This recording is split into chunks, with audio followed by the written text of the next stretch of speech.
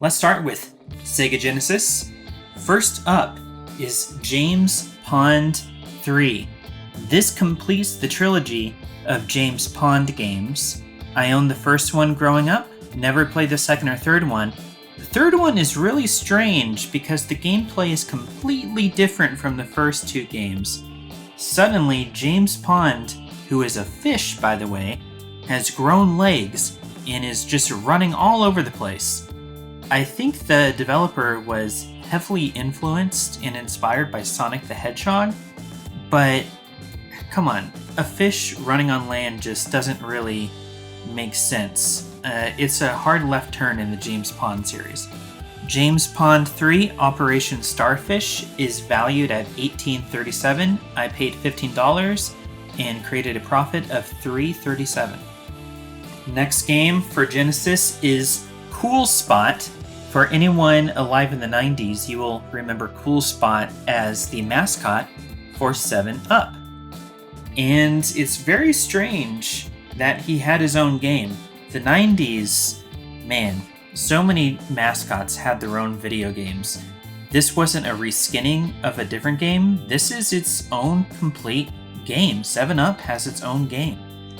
This also came out for the Super Nintendo. I have not actually played too much of either of them, but I'm very excited to add Cool Spot to my collection.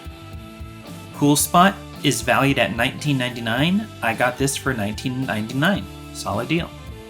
And speaking of mascots in video games, the next up is Mick and Mac in Global Gladiators. If you don't remember Mick and Mac, they are McDonald's mascots, I guess you would say. And I actually didn't know that they had their own video game. It's called Global Gladiators, and it's a platformer. It looks like it could be a lot of fun. I actually don't know too much about this one, but it looks so incredibly 90s. It's awesome. Mick and Mac Global Gladiators is valued at $15.30. I got this for $14, created a profit of $1.30. Next up is two sports games. I'll quickly go through these. We have Madden NFL 94. Madden NFL 94 is valued at $4.96. I got this for $4.95. Got a penny out of this. And then, of course, Madden 95, just the next year. Madden NFL 95 is valued at $3.62. I also paid $4.95, so I lost $1.33. And next up, and the last game for the Sega Genesis this month is Where in Time is Carmen Sandiego.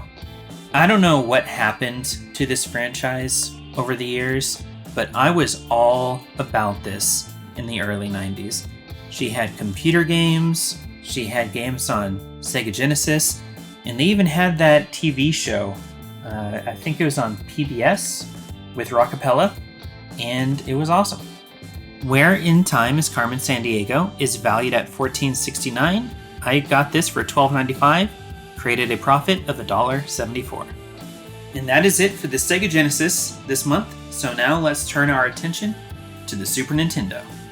First up for Super Nintendo is none other than Super Mario World 2 Yoshi's Island. This is complete in box. I've actually never owned this one. I was not a huge fan of it back in the day. I love Super Mario World 1, and I thought that this would be more like it since it was a sequel. But no, in this game you play as Yoshi, and Baby Mario is actually riding on your back the whole time. And if you ever get hurt, he flies away in a bubble and you have to get him. The gameplay is just very different, and I think for that reason it turned me off back in the day. But now that I know what to expect, I think that this game is a classic for sure. Super Mario World 2 Yoshi's Island is valued at $85.50. I found this copy for $82, created a profit of $3.50.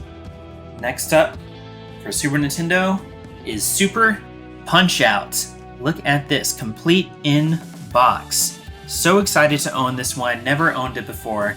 I had the original Punch-Out for the NES as a kid, but never Super Punch-Out. The first time I played this was in a hotel room, and it came like programmed on the TV, and I was playing it, and it was a lot of fun, but it was also very different from the NES version. The camera angle was much closer up on your character. You didn't see the full body anymore, and he was kind of see-through, and it turned me off for a little bit, but it is a lot more like the arcade game than the original NES was. These Super Nintendo games are expensive. Super Punch-Out is valued at $78.41. I found this for $66.99, so created a profit of $11.42. Alright, so that was it for Super Nintendo. Only had those two games. So next, let's take a look at NES. We have one game complete in box this month and a few loose carts. The game in box, we have Q*bert. Look at this, the original arcade classic, ported to the NES. Q*bert was cool back in the day because it played with optical illusions. You had these cubes in the shape of pyramids that you would have to jump up and down and light up the tops while avoiding the enemies. There wasn't a lot of unique levels in this game. It was just kind of the same thing over and over, just a little bit harder. I loved it though.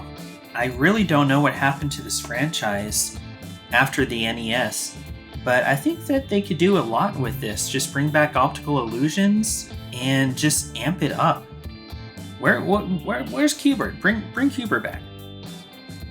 Q*bert complete in box, valued at $29.81. I found this copy for $23.99, so created a profit of $5.82.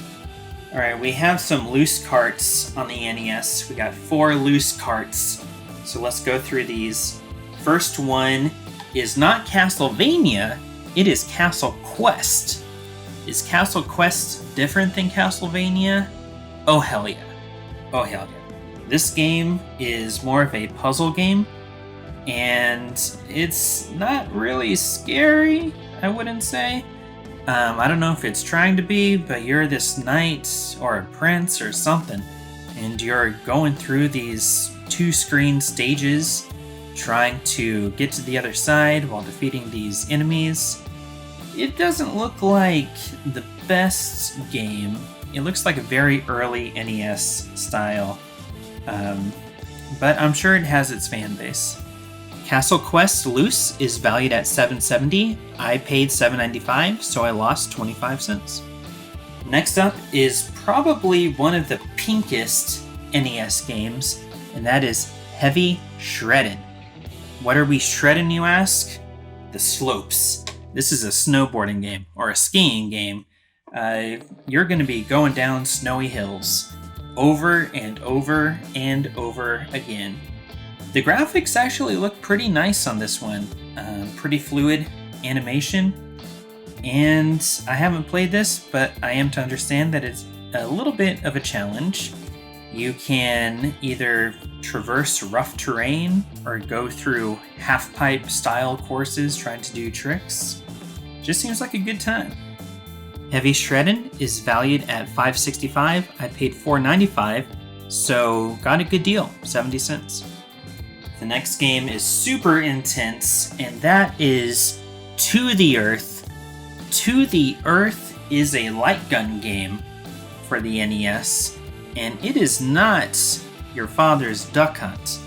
No, this game is fast-paced shooter action. You gotta have those quick wits about you. You gotta aim and shoot fast. There's gonna be a lot of space debris, a lot of aliens shooting missiles at you, and my god, this is a fast-paced game. To the Earth is valued at $4.39. I paid $4.95, so I lost 56 cents. And the last game for the NES is the Uncanny X-Men. This game was made by LGN.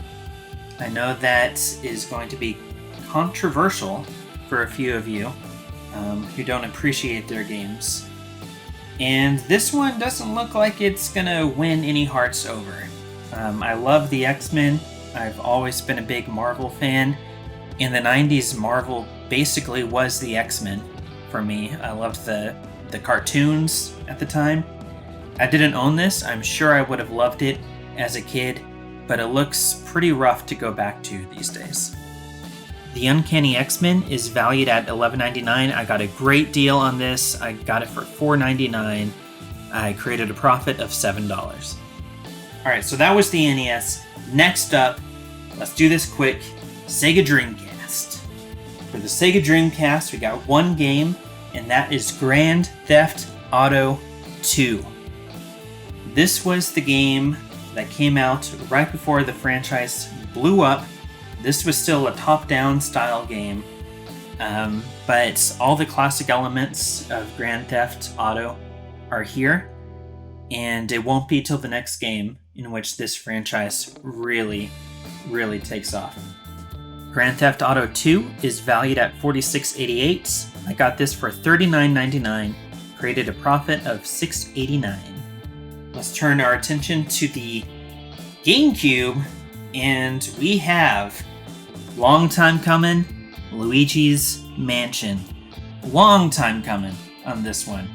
So the GameCube did not launch with a Mario title. Instead, it launched with a Luigi title.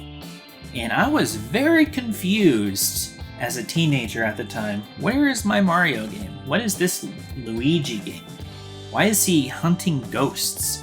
Why is he so scared of all these ghosts? I just had so many questions. I didn't feel like dropping $60 on a game that I didn't really understand why it existed. And over the years, I have regretted that decision because everybody that has played Luigi's Mansion tells me how much they love it. This is my first time owning it, and hopefully now I can count myself among that club. Luigi's Mansion is valued still at $53.23. I found this for $42.99, created a profit of $10.24. And that only leaves us with 4 games left, and those are for the Nintendo Wii. So the first one up is WarioWare Smooth Moves, another very pink game today. WarioWare is a very interesting game franchise because it's all these not mini games, they're like micro games, and they happen so quick you don't really even have time to stop and figure out what is going on. It's just like instant reactions, and I think that can be a lot of fun. You just have to be sure that you play with other people. This was the Wii entrance, and I'm very excited about this one. I liked the GameCube WarioWare, and this is going to be my first time playing this one. WarioWare Smooth Moves is valued at $15.54. I found this for $17.99, so I lost $2.45. Another Wario game for you is Wario Land Shake It. The Wii was all about that motion control. So we got Smooth Moves, we got Shake It, it's all about movement. And can I just stop and just express, how did I not know that there was a Wario Land game for the Wii? How did this not hit my radar? I would have been all about this. I just did not know that this existed. When I saw this in a list of Wii games, I was like, hold up, let me take a look at this. And this game looks solid. This looks like a solid game. I need to play this. Wario Land Shake It is valued only at $13.99, and I found this for $12.99, so I created $1. I've never been a big Final Fantasy person, but the Wii does have this game, Final Fantasy Crystal Chronicles: The Crystal Bearers. How's that for a title? I know nothing about this game, so I'll tell you what I do know. It's created by Square Enix. The graphics look nice. I have no idea where this game takes place in the Final Fantasy series, or why Crystal Chronicles is a separate series, possibly. But yet, here we are. And I picked it up for the Wii, and hopefully we'll learn more about it. Final Fantasy Crystal Chronicles The Crystal Bearers is valued at $11.83. I found this for $10.50, so I created 133. And the last game for today is none other than Sonic Riders Zero Gravity on the Nintendo Wii. I have been spending this last year trying to collect every Sonic game across every home console. And can I just say that this guy has a lot of games. A lot more than he probably should have. There's a lot of bad Sonic games in the last 10 years. I don't know if this one is among them, but it just seems random. Sonic already has his All-Stars Racing games, which are pretty solid racing games. And now, look at this, we have Sonic Riders Zero Gravity. I have to imagine that this is in the same racing genre, maybe with more tricks. Maybe it leans harder into the tricks territory. But I don't know really much about this game. I didn't even know it existed until I saw it on a list somewhere. So we'll see how that goes. Sonic Riders Zero Gravity is valued at $12.77. I found this for an even 10, so I created a profit of $2.77. And that does it for this month. I only paid $402.12, but all combined, these games' values equal $454.62. So I've created a profit this month of $52.50. And that's not so bad, if you ask me. Alright guys, this has been Leif with the One Up Kids, and I will catch you next time.